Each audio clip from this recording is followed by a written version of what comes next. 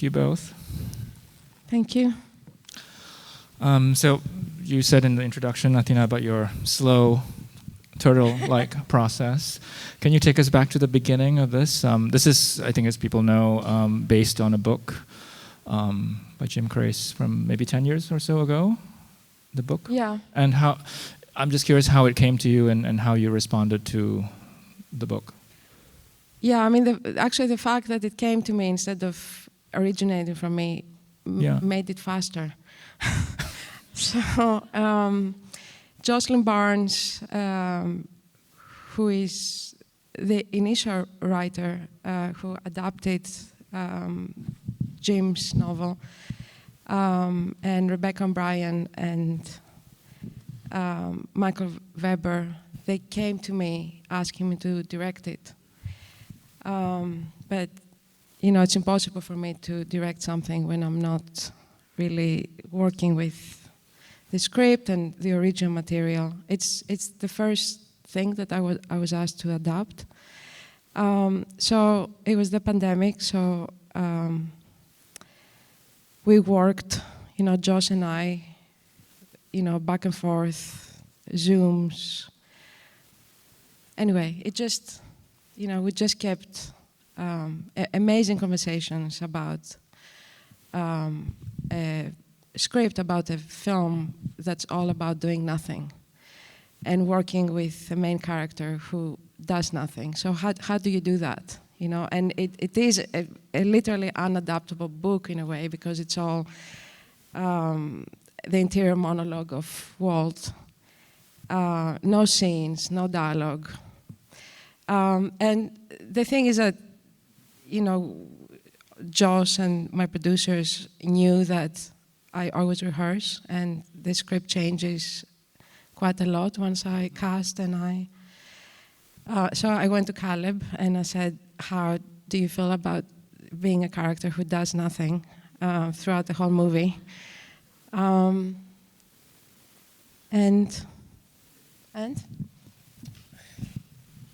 I don't think I do nothing. There's a lot of business, as they call it in the biz. You know, a lot of business. Sean reached out to me saying... Sean Price Williams. Yeah, Sean Price Williams. Who is here with us tonight. He said, "I hate doing this, but you got to check this out," you know. And then I read the script and met Athina in my kitchen. She came to the kitchen. And as I've said before, talked more to my girlfriend than me. And I was very shy. After asking my father, for whatever reason, said yes. But you said I didn't say yes. You said it happened later or something. Yeah, he never actually said yes. We met a couple of times. I thought we shook hands. The kitchen sessions, I kept going back thinking, is he going to do it? Is he going to do it? And in the third or fourth kitchen session, he said, "So I'm starting dialect coaching tomorrow, right?"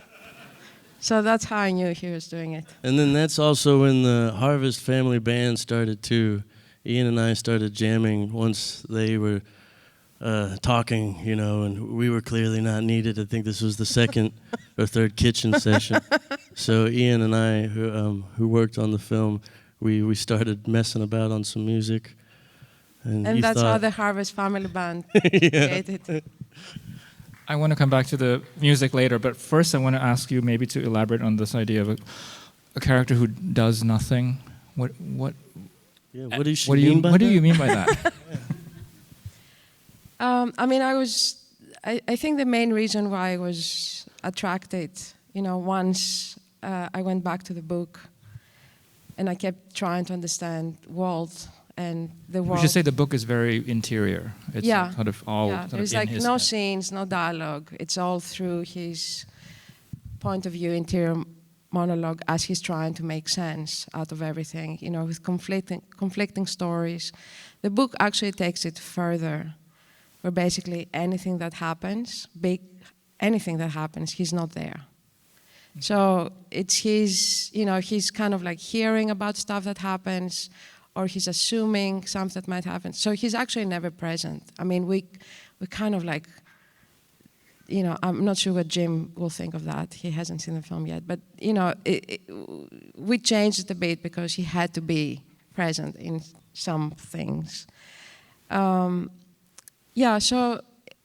the big inspiration for Harvest, from the way I entered Harvest, and the only way I could make sense of this was, as most of my work, a combination between ancient Greek tragedy, where basically there is always, the main character, the tragic character, is the one who knows less than anyone else, and the chorus, which is trying to understand and inform the main character's knowledge, or to be antagonistic with him or her.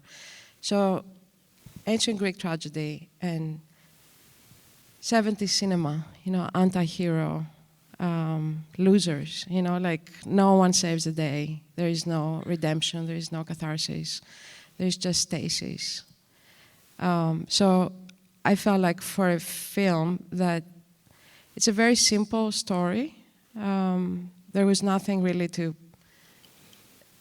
work on the story. It's a reenactment of a story that keeps happening since then. Like exactly the same story. So yes, it's a very predictable story, and that's exactly what we were doing. A story that everyone recognizes, and what it means to observe, to consume information and do nothing.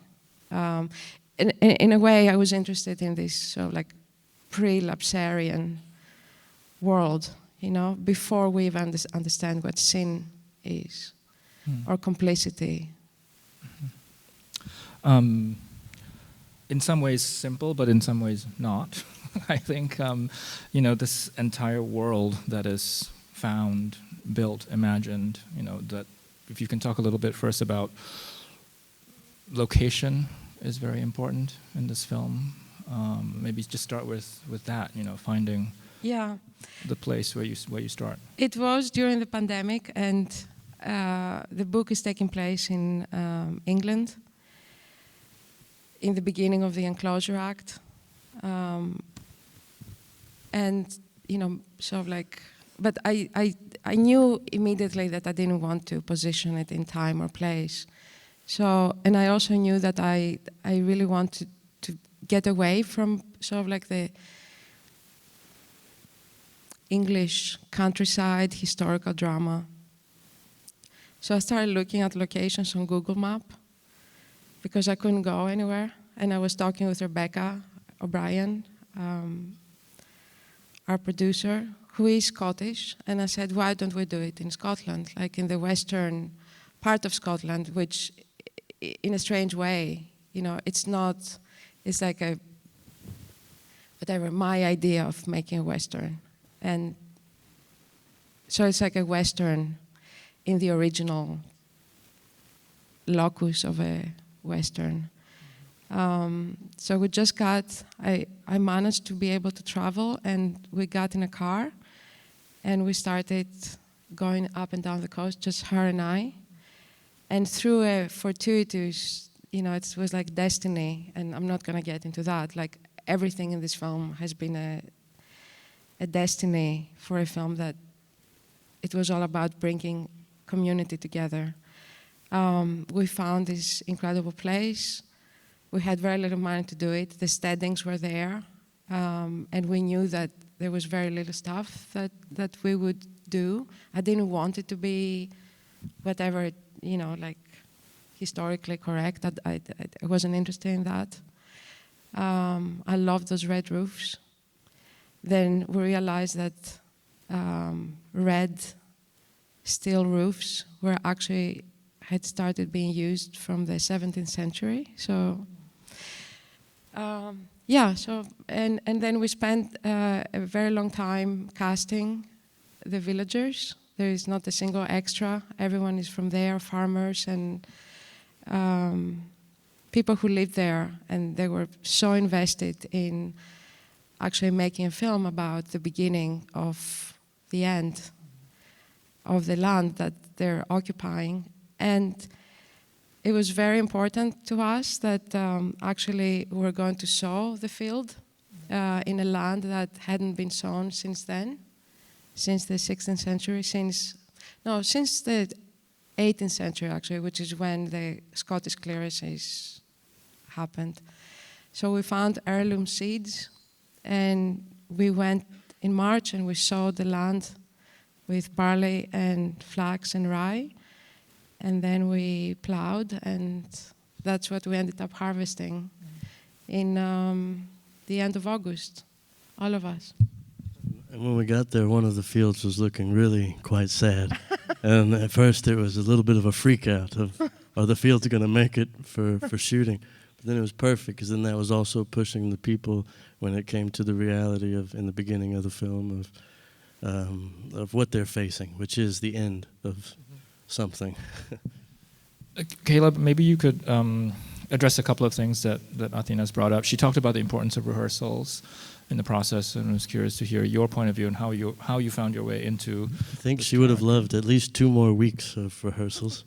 I think everything that she wanted was probably got half of, in some kind of in this kind of way, when it came to getting it ready. But we had 2 weeks of rehearsals, right? 3. 3, with all of us actors. Not with everyone, but including all the dance rehearsals. Yeah, which overlapped. Yeah. Yeah. I want to remember that it was 3. Yeah. But I think usually you have a month. A month, yeah, at least.